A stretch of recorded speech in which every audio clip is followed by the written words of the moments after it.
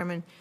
General, as we discussed last year, the next-gen OPIR satellite program, it's one of the key components of our future missile warning architecture, along with proliferated constellations of smaller satellites operating in the lower orbits. During your nomination hearing, you stated that having no gaps in coverage for missile warning was a high priority. The missile warning mission is the cornerstone of our strategic deterrent. You know, if we can't effectively respond, if we can't detect when our adversaries are launching nuclear weapons, we're in trouble. And so it is very important that we continue to fund this next-gen OPIR.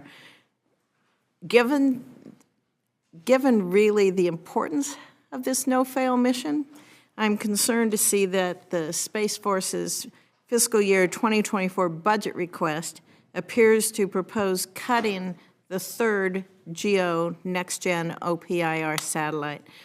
Does the Space Force intend to complete that architecture as planned? And if not, how are you going to mitigate it? That's a huge loss. Yes, ma'am. Thank you. The real architecture that we need is the one that is under that. Microphone on, Jim. Yes, it is. Can you hear me? Yes. So the architecture that we really need is one that's survivable in a contested domain. That's the proliferated LEO and multiple orbits to include mid-Earth orbits as well. So that's what the Space Development Agency and the SWAC analysis that we did is progressing towards. And that's the investment we made in FY24 to make that pivot. Because that's a pretty big technical shift, we wanted to make sure that we, for this no-fail mission, had some hedges to make sure that we didn't miss anything.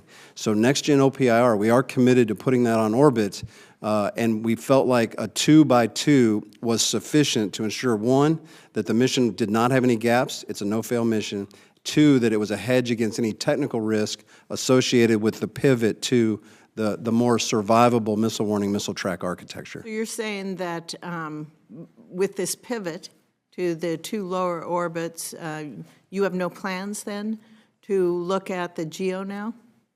No, we have the plans with next-gen OPIR for 2 GEO and 2 HEO.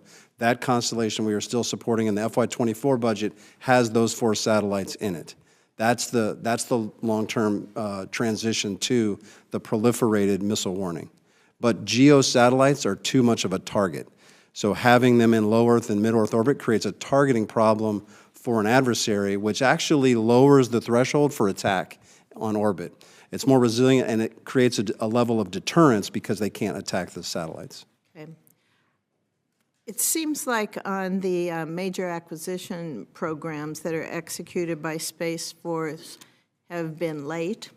They have cost overruns or both. Does the Space Force acquisition community,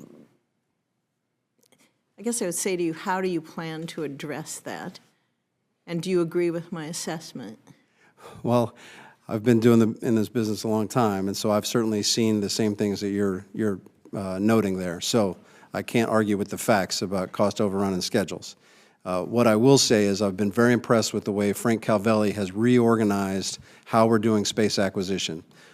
With his appointment as the Undersecretary of the Air Force, Assistant Secretary of the Air Force for Space Acquisition and Integration, he's focused on several different things: buying small satellites, having shorter-term contracts, going with well-developed technology so that we don't have as many non-recurring engineering costs. When you say, I'm sorry to interrupt you, but when you say well-developed technology, is that you want to make sure things are proven? Would you say you're risk-adverse then? I would say we want to make sure before we commit to putting something on orbit, if there is well-developed technology, we want to leverage it to the max extent. Otherwise, you have to build everything from scratch, and it delays things, and there's requirement shifts, and it can get in that spiral where you spend more money and delay the timelines. So where there is well-developed technologies, we should take advantage of those. And I think in satellite production, that's exactly where Mr. Calvelli's head is on that.